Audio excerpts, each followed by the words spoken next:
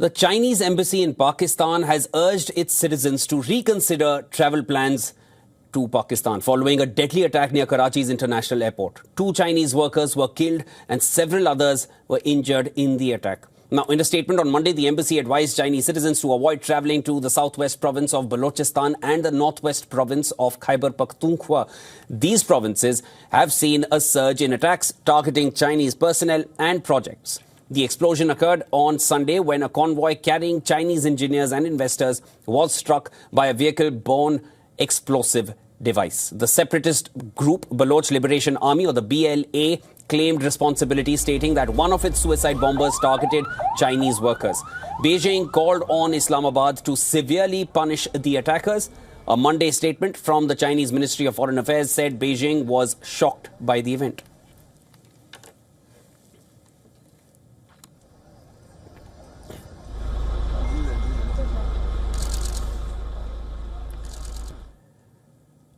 All right, for the latest on this, joining me now live is our Pakistan Bureau Chief Anas Malik, joining me from Islamabad. Anas, there's also there's a surge in attacks targeting Chinese personnel and projects.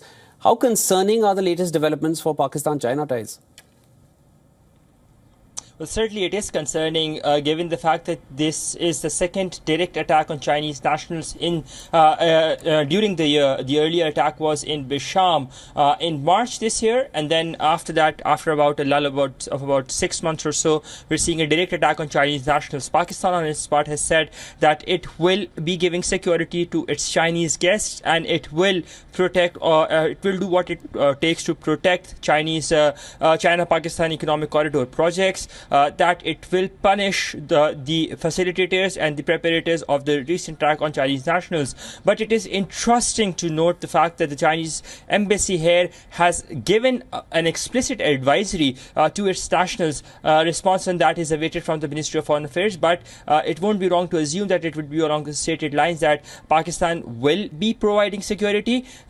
The bigger issue right now remains is that there is some sort of a leak within the system, within this foolproof system as what they believe to have developed, because these attacks that have targeted Chinese nationals, they're pinpointed. For instance, the one that took place in Bisham in March this year, on the 26th of March, that took place along the route of the Chinese engineers. Not much people would be aware of the route. Similarly, the attack that took place over this past weekend in Karachi outside the airport was also very precisely planned, and it goes on to show that somewhere there is definitely a leak, to the point that someone is definitely relaying information for these attacks to be a success, or rather these pinpointed attacks to be a success.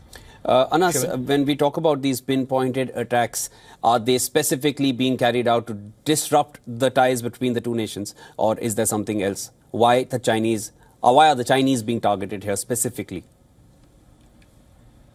Well, you rightly mentioned, I think they are definitely being done to disrupt the Pakistan-China economic corridor and the Pakistan-China ties. Remember, it also comes on the cusp of the Chinese Prime Minister's visit to Pakistan, the bilateral visit that is to get underway on the 14th of this month, in less than a week from now. In fact, less than 5 days from now, precisely.